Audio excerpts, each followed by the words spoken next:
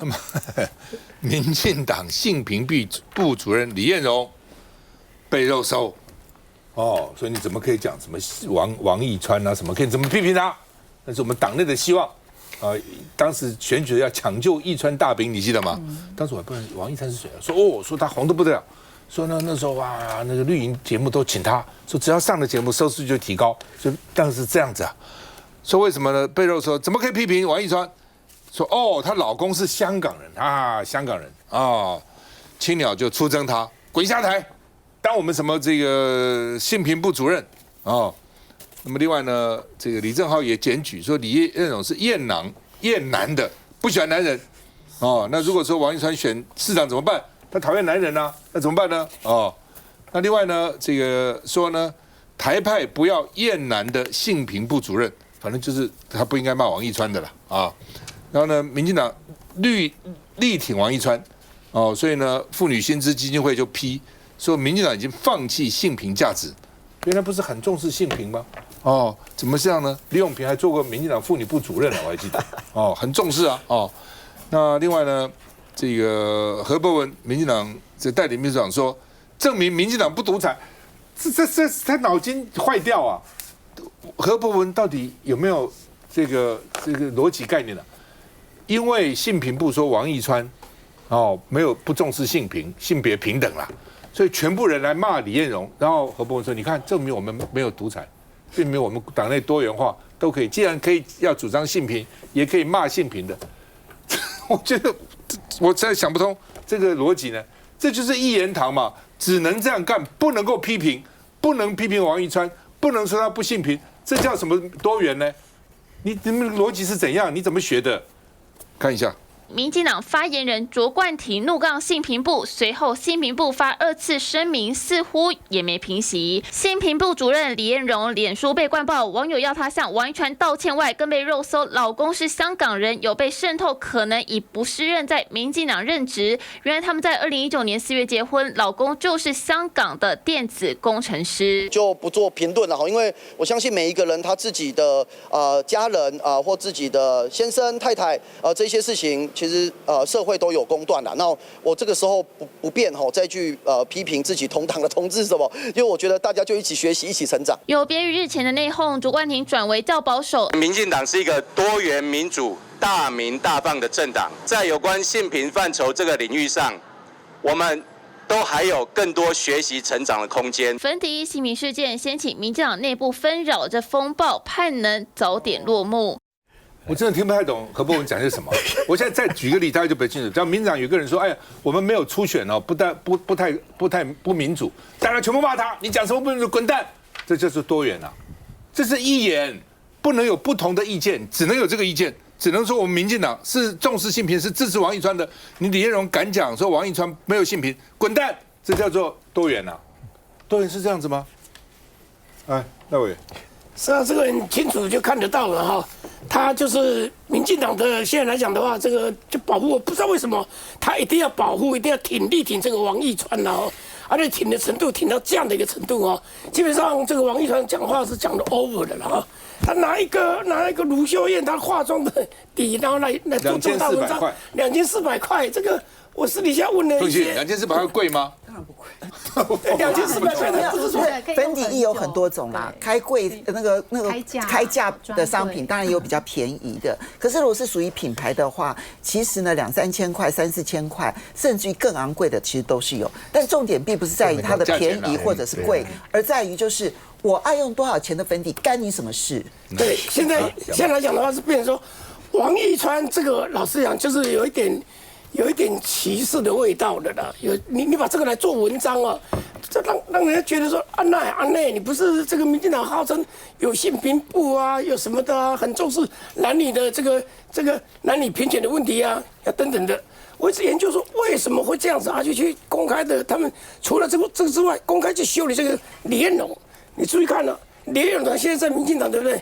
以前是社民党，2016年就代表社民党选过立委啊，没有选上。那所以我在想，唯一可以解释就是他不是那种他的 DNA 不是民进党的嘛，就这样子嘛。所以就很奇怪，就是为什么他们会独后王一川？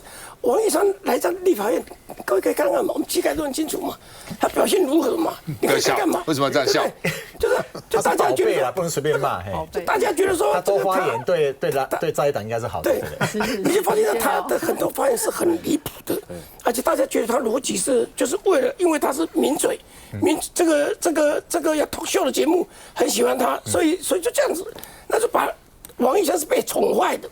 好吧，你这样往这个李彦荣不更正苗绿了，从社民党来的啦，这更正苗绿的啦，嘉宇你怎么看？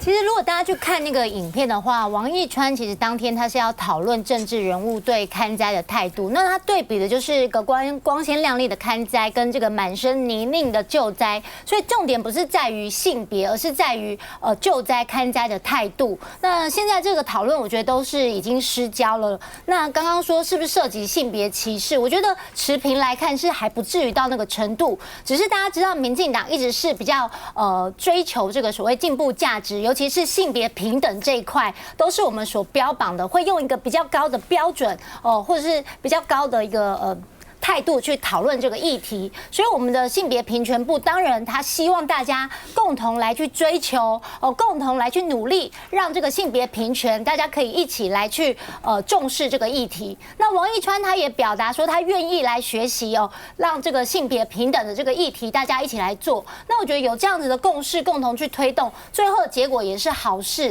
那所以外界其实见缝插针，对于民进党来讲，本来刚刚我们秘书长说嘛，大鸣大放。彼此激励，这就是我们民进党一个民主活力价值的展现。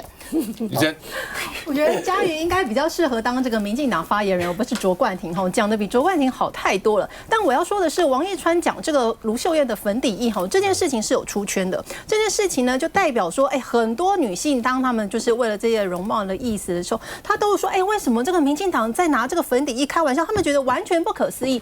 没有关心政治的朋友也纷纷跑来跟我讲说，奇怪，这个王一川对于这个粉底液到底在大惊小怪什么？那大家觉得更不可思议的是，在2025年8月11号，今天这个当下，民进党身为执政党最关心的，不是关税，不是灾情，不是马上要来的台风，也不是823的大罢免，也不是核3公投，而是谁是厌男，谁是厌女。而自己的民进党性平部的主任李彦荣被他们封为李厌男，所以这样的一个执政党不会做事，纯粹内耗，不执政，只关心，只想吵架，而且完完全全不能骂王一川，但是就可以骂自己的性平部。为了台派完全不要性平，民进党到底还有什么好意思说自己是一个民主进步的政党？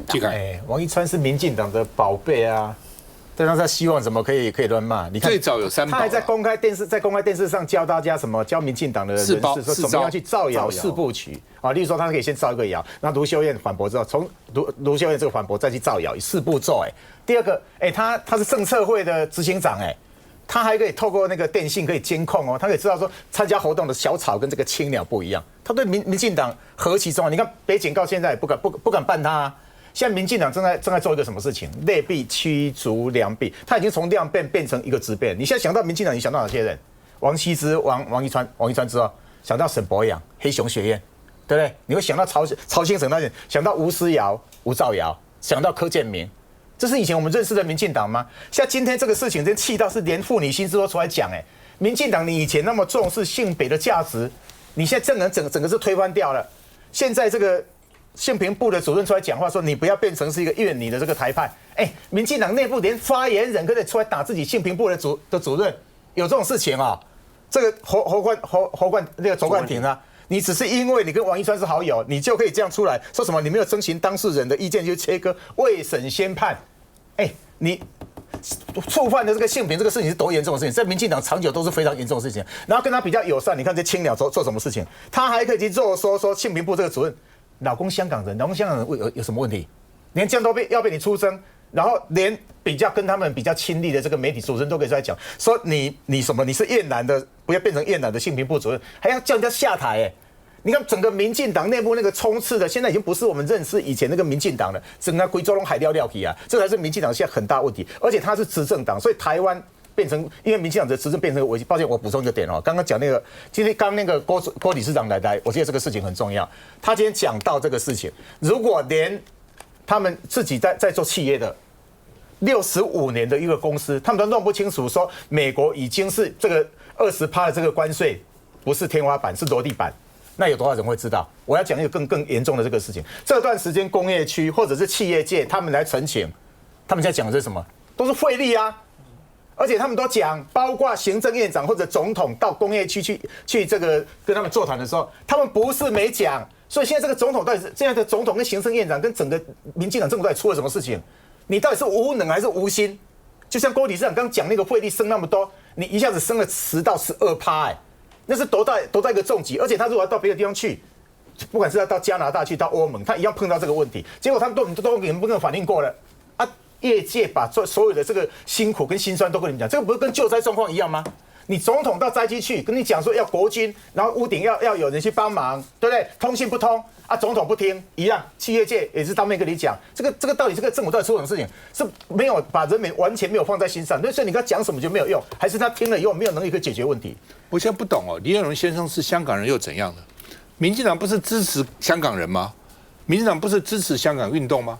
当时蔡英文他们选举不是就靠着香港的反送中啊、雨伞运动得利很大吗？那这不是口口声声要帮助香港吗？结果怎么现在人家老公是香港人，这招谁惹谁？这犯了什么罪？犯了什么法？她老公又不是共产党，又不是中共派到香港的，他就是一个香港人，是怎样啊？这惹了民进党什么？招惹了民进党什么？你是歧视香港人，就你帮助香港这个同情香港都是假的啦，要支持香港都是假的啦。连香港人当先生都不行啊！休息再回来。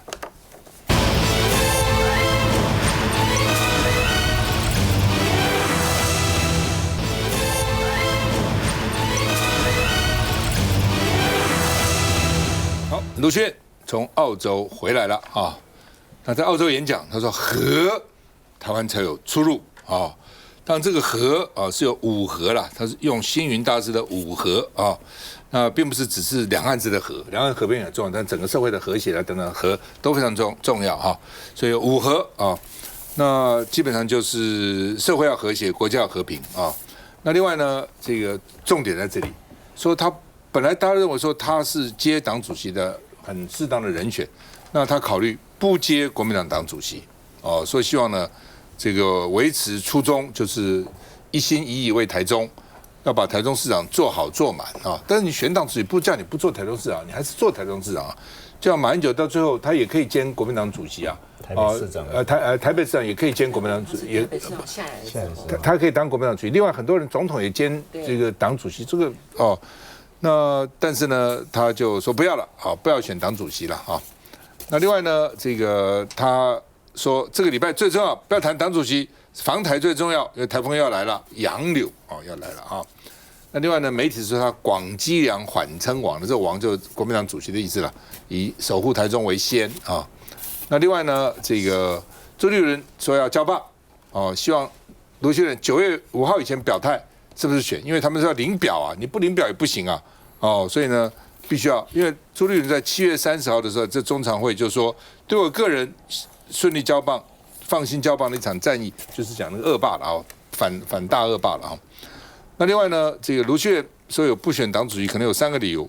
第一个就是呢，这个地方首长转换跑道哦，可能会有苦果。另外呢，就是这个市长任期要把它做完哦，然后呢，累积保持政治能量，争取更大的舞台，选总统了，2028了哈。那卢秀燕是蓝白合的关键角色哦，不宜被党务束缚了哈。那比如蓝白现在要合作很重要，尤其2028总统选举蓝白合很重要。好，那这时候当国民党主席，如果像今天黄国昌说我要选新北市长，那你卢秀燕让还是不让呢？到底要怎么解决这个问题呢？都是很头痛嘛。哦，那会不会影响到2028呢？哦，那另外呢，被点名像蒋万安啊、侯友宜啊、张胜啊、胡志强都有被点名了哈。那另外呢，这个各自表态被点名，今天就都问嘛哈。那我看他们怎么讲的哈。那蒋万安。说现阶段没有考虑选党主席哦，只在反罢免要辅选。那另外呢，他说要做好自己做的事情。那另外呢，这个侯友宜是说呢，把握当下，认真打拼，并没有说我选或不选。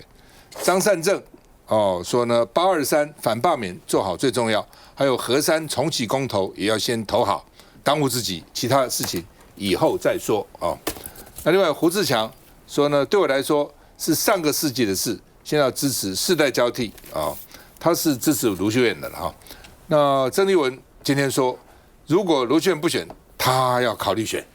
曾丽文说，我很认真的思考要参选的可能哦。另外，既然自己都组了党外在野大联盟哦，所以呢，我对这3年来的忧虑是真的，不是只有话术。每个人应该尽自己最大的责任，所以如果大家支持，我也责无旁贷哈。好，那么 TBS 今天做了一个很重要的调查，赖清德上任到现在1年多哦，520就任，其实1月13就当选了哈，520就任到现在已经今天8月11了哈，那1年多满意的只有28%，不满意的55%，跟他 TBS 5月、8月3个月以前不满意的还是55%，但是满意的降低了。满意的从40降到32，降到28%，满意的降的非常多哦。那另外呢，赞不赞成继续推动823大罢免？非常赞成跟赞成的24%，比上次做少了6%，不赞成跟非常不赞成的58%哦。那所以呢，不赞成，我们再看哈，这次的调查2025年8月刚做的嘛。在全国认为不应该再搞大罢免的是61.4%，罢免区的现在哪几个罢免区呢？新店、罗宾才哦，然后呢新竹县哦林思敏哦，然后台中市有3个人，就是原来的县区的江启臣、严宽恒、杨琼英，然后南投2个哦尤浩跟马文君，在这个罢免区里面的不赞成高达66%，在其他地方61.4%，不赞成大罢免的。赞成大罢免在罢免区只有28.4%，不，其他地方31.7%。哦，那跟7月跟8月，7月做过一个调查，7月当时哦赞成罢免是41.7%，这次只有31.7%。在7月的时候呢，不赞成罢免47.9%，哦，不赞成这次61.4%，所以都比7月期高很多了哈。那其实就是真的，民进党真的是可以就不要在这个。一手烂牌还继续打了哈？为什么？因为这些7个人之所以搞到8月，就因为他7月的时候赶不及第一批的罢免，联署都联署的很辛苦，所以连第一就是7月26的人都没有罢掉，你823罢掉难度是非常高。我也不敢讲一定不可能，因为这不能掉以轻心的。哦，那民进党现在想的就是，我只要罢掉1个，我就可以说哇，我打破0了，哦，我不是0了啊。哦，那另外呢，台湾民意基金会尤英龙他们也调查，61%反对大罢免，哦，挺罢免的减少200万人，哦，不赞成就是赞成罢免从41.7到31.7，这是台湾民意基金会，刚刚这是台湾民意基金会的啊，因为 TBS 只剩下24%了，所以呢，这个但是人数就减少200万人了，哦，说不管是 TBS 台湾民意调查都告诉你，其实很多其他民调赞成。大罢免是非常非常少的，还有7个也在这大罢免里面嘛，31个国民党嘛，非常少了。你民进党还是执迷不悟，还不肯悬崖勒马，还是要继续这样干哦。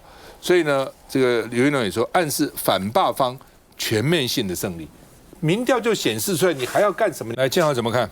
我想这个部分还是要给市长一点时间的，因为他一直强调说，其实823州做决定。为什么？因为台中在这一次的罢免这场战役里面其实比较复杂。看台中市是唯一一个城市前面有，后面也有的，就是7个就占3个，前面3个，后面又3个，旁边南投又2个，所以这是7个里面有5个在中部。所以前面3个，大家想说我们3个是他的扶植起来了，他这个要辅选，要很用力辅选，所以前面3个有压力，后面这3个也是涉及到后面的整个台中市的政局，所以他后面3个他也要顾好。所以从823结果出来之后，我想他才正式的公告，也有可能他也要好再想一想，因为。从823结束到这个，他到现在并没有说不选嘛，他也没有说，但他没有正式表态了。我也跟大家讲，还没有表态嘛。那其实从823到领表的那个期限为止，它有2个礼拜，所以2个礼拜发生很多事。就像从现在到823投票也还有2个礼拜左右时间啊。所以其实2个礼拜就政治我在做判断跟思考，会发生很多事情。所以在这个部分，我觉得还是要给点空间。现阶段最重要的还是把823的这个反罢免跟公投把它拼过去，拼完之后，我觉得才是下一个阶段。大家那2周，我们再来思考说，到底选或不选，怎么样比较好？我觉得到时候各界的声音进来之后，我想市长才会做一个比较明确的回复。赖委员怎么看？在今天这个媒体大幅报道，特别是《联合报》之前，大家听到的都是他大概是50往上加，就是往要参选的方向走啊。大家一般的印象是这个样子。那今天好像就完全不一样了，好像是50马拉死了，就变成说比这个要参选的几率低了。好，现在看起来是这个样子。可是我同意要建宏所讲的哦，给他一点时间，823之后我们再来看哦。现在来讲，他讲的那些理由，其实你都不成立。你要讲要说不是理由，也不是理由哦。一个很重要的，现在希望他选的一个很重要的是，因为他极有可能是2028年就代表 KMT 来选总统的、选大会的那个人。所以现在很多人就劝进，他的理由就在这里。就当初马英九原来不喜欢，也不想接党主席，可是就是有观众跟他说，你要选总统一定要当这个要主席，你当然是这个市长要主席来讲的话，你当然会两头烧，你当然会碰到很多问题，可是也是一种挑战啊，也是一种学习啊，也是一种要展现你的气魄啊。我碰到这个问题，我怎么扛下来？我觉得在这段时间，我们在这个716这个反罢免这段时间，他辅选他到处跑啊，全国到处跑，那个样子，你不觉得那个样子就是要的样子嘛？你不觉得他要当全国的 leader 吗？是不是很清楚来讲？而且他的 leadership 也够，他陪我扫街的时候，我们文山区那个整个感觉是快烧起来的，这非常受欢迎的啊，所以他整个来讲是很成功的，在这一次这个有大母鸡的一个角色已经是扮演的非常好。那现在来讲，用这些，我觉得那些理由都有点weak了，用这些理由是不选的。外面人其实很多是有不同的想法。你要不选，你有100个理由不选；你要选，也给你100个理由选啦。基本上，卢秀燕我这观察就是最早的时候，好像觉得他会选啦，因为2008选总统，你党主席，我告诉你，党主席啊，你要选总统，不选党主席，不当党主席啊，党主席要帮你选总统，不见得容易。党主席要扯你后腿，让你不选总统，是很容易的，随便怎么扯你后腿都可以啊。那这次我觉得我感觉卢秀燕是想选的，后来前阵又听说他好像又不要选了。但是我这阵听好像说又有意愿要选的，所以到底选或不选，现在真的不知道，大概要等到823以后才能够清楚了。休息一下再回来。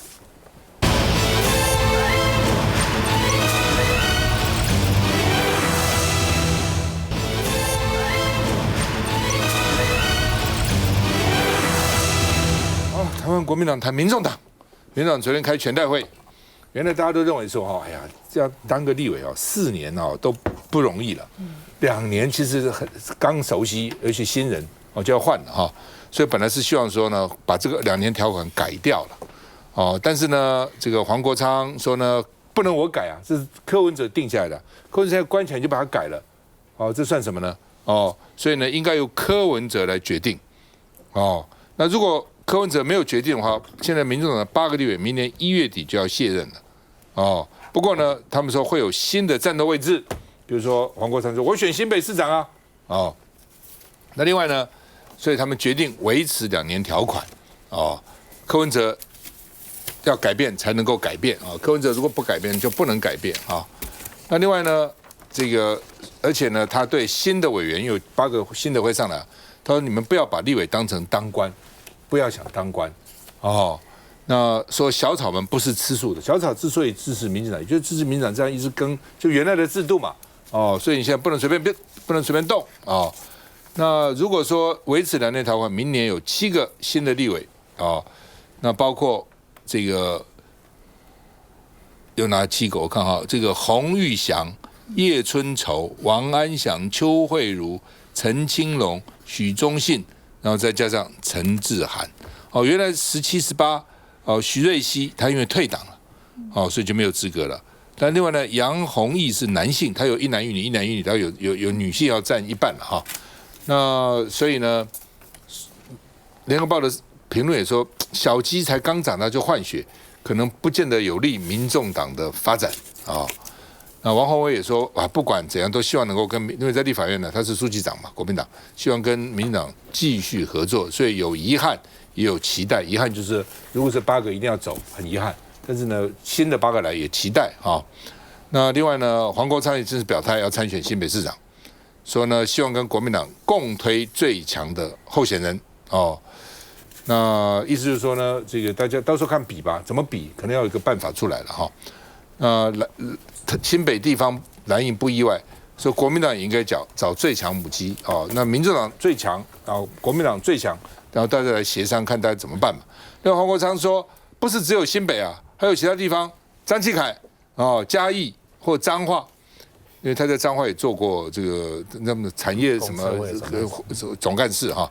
宜兰陈婉慧也不错嘛，所以不是只有黄国昌在新北啊，张启凯也很好啊，陈婉慧也很好，都蛮优秀的。我们看一下，黄国昌亲自拍板，2年条款照旧执行。我们所有的运作都会按照柯主席当初的规划持续的进行。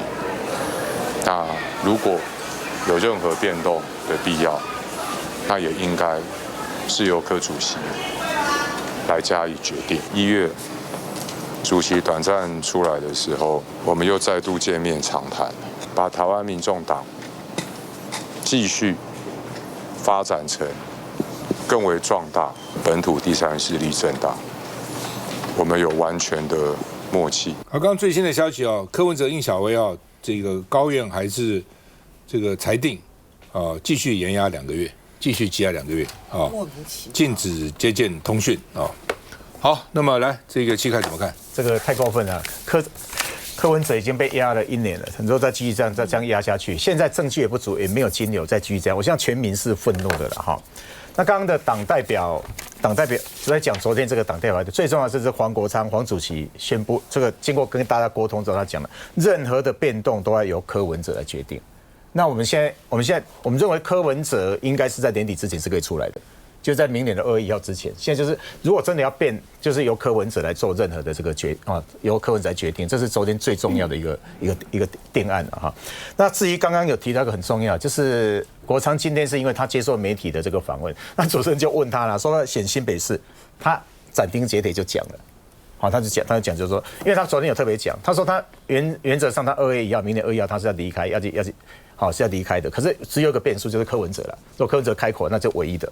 好，那他今天是主持人已经问他了，他就说是的他讲2次表他心智是非常坚定。他说我要让自己成为一个最好的选项。他后面特别强调了，一共事实上他这是释出一个善意。他说他跟国民党他是愿意谈，也是可以谈的，而且他说不会，我们是提出了善意之后，我们不会在家睡觉。我们要让自己成为最好的选择，然后他还提了2个点非常重要。他说他是可以希望说朝这个在野是可以共推一个最强的候选人出来。方法当然可能是照他刚刚讲的嘛，你说民调或怎么样，到时候再来讲。可是他也提了个点非常重要，而且他注意一下，他说他如果没有赢的把握，他就不会选。所以他是要推出那个最强的，不管是他选或者是跟在野党其他人推出来，这个人是会赢的。这个点，所以老蒋蓝白合是可以合的啦。包括2028，我跟他讲个重要，像这段时间国昌跟卢秀燕他们跟国民党很多人士的这个沟通，我觉得是非常好。所以我讲2028彼此合作，这可能性应该很高。他只是点到我那个，他只是讲到说他是帮我宣布了，他说是开诚布公嘛，对不对？然后我们也愿意跟国民党开诚布公的谈，这是我们的善意，那就让党中央去谈好，我们自己努力成为最好的选项，然后党中央两边去谈。我觉得这样的就是说。国民党当然到底是谁出来都不一定嘛那当时我就说，那不行就做民调嘛，可以做几次嘛，不一定一次也许不合理嘛那我也问过李四川，因为之前做民调他最高了，我问李四川，我说你到底要不要选？他就说他现在因为是台北市副市长，不便表态，因为还有台北市议会在监督，他要当台北副市长。他说现在有意的，比如像原来的这个洪孟凯啦，或是刘和然啦，副市长侯友宜很至上，他们就努力去嘛。李四川讲得很，他们继续努力。那到了明年关键时刻，大家来做个民调嘛。如果到时候还是李四川最高，那再说嘛。如果搞不好刘海出来了，搞不好洪孟凯出来，就是他们选嘛。搞不好黄国昌那时候最强。那我觉得黄国昌也可以放进来嘛。到时候大家来比嘛。让我真的想起来，当时苏贞昌要连任台北县长的时候，王建煊跟李志嘉在我的节目上，我说你们2个都要选怎么办呢？我说做个民调好不好？他们2个都说好啊，就决定做民调啊。林志嘉输一点就让王建煊了，林志嘉一句话都没有国民党的林志嘉就让新党的王建煊，王建煊差一点点，王建煊差一点就赢苏贞昌了，很可惜那一次差5万票，差一点点所以我的意思说，大家如果都能够开诚布公，对不对？一个就国民党先选一个人出来嘛，许克才跟这个黄国昌比嘛，要不然就大家摆在一起比也是可以啦。哦，就是大家要同意这种游戏规则了，就没有问题嘛。一真，新北议员。这个我今天听黄国昌主席的说法，他是着重在让自己成为最好的选择，而且再也要共推就是一个就是会赢的一个选项。我想作为政党呢，其实不可避免的就是要透过选举拿到执政权，我觉得这个是最重要的事情，不管是中央执政权或是地方执政权，因为毕竟现在我觉得蓝白最大的目标就是要跟民进党来抗衡。我觉得不管国民党或者是民众党都要有这样子的意识，就像建豪啊，我认为是很好之后的这个台中市长的候选人。那我看国民党跟民众党两党的气氛跟合作模式都非常良好，从国会合作，再到726的反罢的投票，接下来还有823民众党主推的这个核能的公投。但是如果你回过头来看这个合作，其实要怎么合作，这个议题其实很广也很复杂。就算是同党，其实大家也会有不同的看法，何况是不同党。那你如果再看立法院的情况就好了，就算是大家常说什么蓝白合作啊、蓝白联手啊，但是国民党跟民众党就是也会推不同的版本，这个其实是民主的常态。那如果你落到选举，我觉得就更复杂了。地方的选举，各县市的生态完全不一样。像新竹、台中，大家常讲这个所谓的蓝白合，你可以看到很明确的大家双方的合作，立委啊、议员啊等等。但其他的县市到底可不可以复制完全一样的模式，我觉得难度是有在的。那我也观察到，在实际的选举，就在726反罢投票，蓝白是彼此联手的。但如果你看这个市场扫街呢，国民党也败票，民众党也败票。民众党穿着自己的背心，默默发文宣，那发的当然都是民众党的文宣，比方说可能发很多这个有黄国昌主席照片的一个扇子，但大家喊的这个口号都一样，都是不同意罢免，这一点也是蛮有趣的现象。等于说，其实现在蓝白呢，面对2026、2028，大家有共同的目标，但是也有各自的努力。对国民党来说，其实我们现在人才很多，因为我们现在这个新北的执政已经20年了，有这么多可能参选的人，一定要有一个合理公开的机制，要让所有的候选人、所有的支持者彼此都能服气，然后不要说我们很冷淡啊，大家都保持着善意来谈吧。凤琪怎么看？我先说一下，当然我会蛮遗憾的。我觉得民众党这个2年条款其实是一个错误的了，因为任何一个立法委员，你要熟悉立法院的运作，坦白说一个任期都还不够，更何况只有2年的时间。但是呢，我同意，就是说黄国昌也好啦，张启凯也好，因为你们是利益当事人，那么在这件事情上面，如果要改变柯文哲的决定，其实政治的反弹力道是非常非常强的啊。所以现在做这个决定，其实也是一个不得已的情况。那跟柯文哲现在还要再继续的被挤压，我觉得这件事情。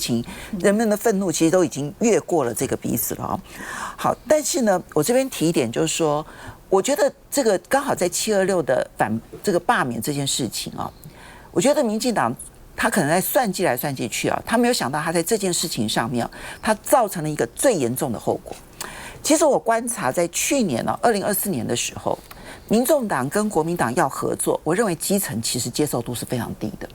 确实，那个时候柯文哲跟侯友宜就算能够搭配，我觉得民众党的票跟国民党的票都会有相当程度的流失，因为没办法接受对方。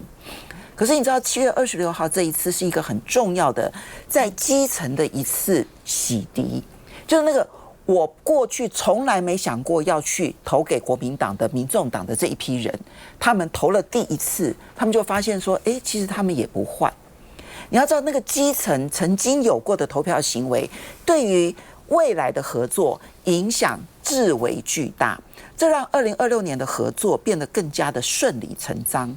但我最后想要提一点，就是呢，今天联合报的这一个，我称之为放话，放话说不考虑选党主席啊。我觉得放话这个人啊，如果不是笨，就是坏透了。我真的公开的这么说，坏透了。说笨呢？这个时间点是讨论国民党党主席的时间点吗？现在是讨论关税的议题，现在是讨论救灾的议题，现在是讨论8月26号有一个公投的一个投票，8月23号有一个公投的投票，还有一个7个选区的反罢免的投票。请问一下，这个时间点是讨论国民党党主席的时间点吗？然后放话说，因为赖清德，因为这个卢秀燕啊，要维持初衷，然后把这个台中市长做好做满这件事情，这是一个胡说八道的一个说法。国民党党主席跟台中市长有什么样子的彼此之间相互汉格不入的地方？如果你用这个理由的话，剩下3个直辖市市长谁能够来当？桃园市长能来接吗？新北市长能来接吗？台北市长能来接吗？一次打垮了4个人，通通都不能够接党主席。所以我说这个放话的人，笨的地方是挑这个时间点，坏的地方是一口气打死4个人。我认为其心可诛，我不知道那个背后的想法到底是什么。可是呢，我必须说，现在的国民党党主席，他必须是一个愿意扛责任的人。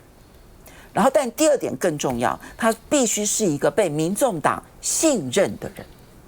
因为唯有被民众党信任的人，大家才能开诚布公的来谈事情。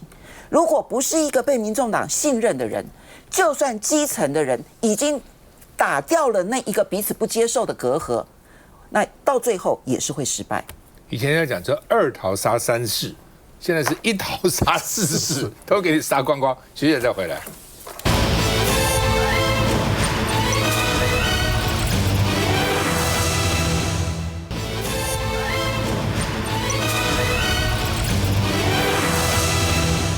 823公投哦，又是还有罢免哦，那双重夹击，因为公投现在民调看起来支持核三引引的也多很多，反对这个罢免7个立委的哦，延续大罢免的也超过一半，所以民进党说冷处理哦，避免他失血扣分。什么叫冷处理呢？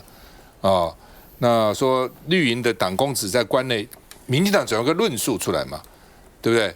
那后来呢？特别对于核三重启公投，民进党里面提出冷处理的建议，哦，说呢，民进党现在还在726的受伤期，所以没有余力再开战场，哦，因为你等于公投是一个新的战场嘛，哦，所以呢，就是说，而且呢，现在状况是要823以后快速清理战场，避免继续失分，要转进其他议题。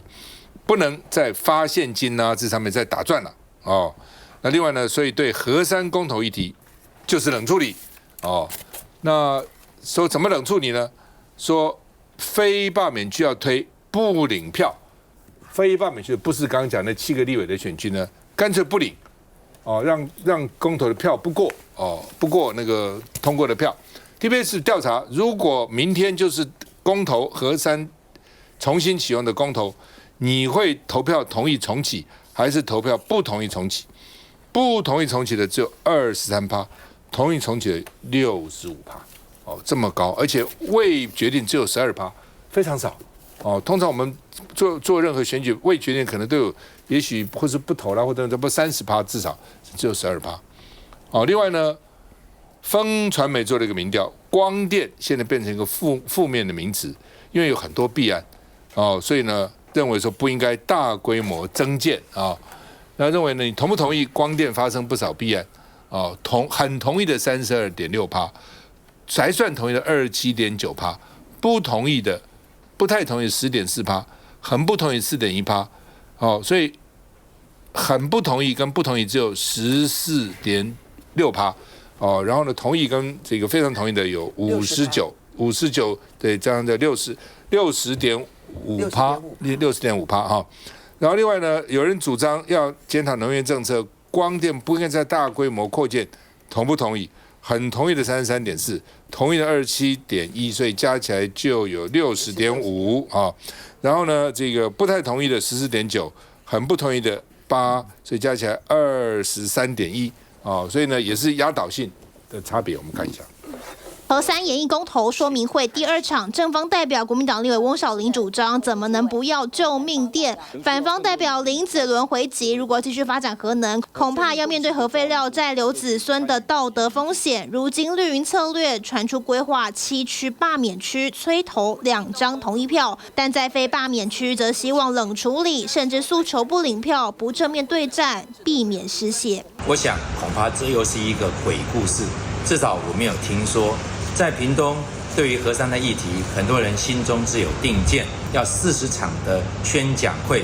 我想剩下不到13天的时间，也很好奇他们这40场要跑到哪里讲？民进党回应，民众党发起重启核3公投，纯粹是为了掩护被罢免蓝委的政治目的。民进党会与公民团体持续论述，让所有公民看清这场公投背后的意义。没有证实这项因地制宜策略，但朝野都有相同难题。那其他的地方就怕动不起来，所以这也是我们国民党跟民众党担心的。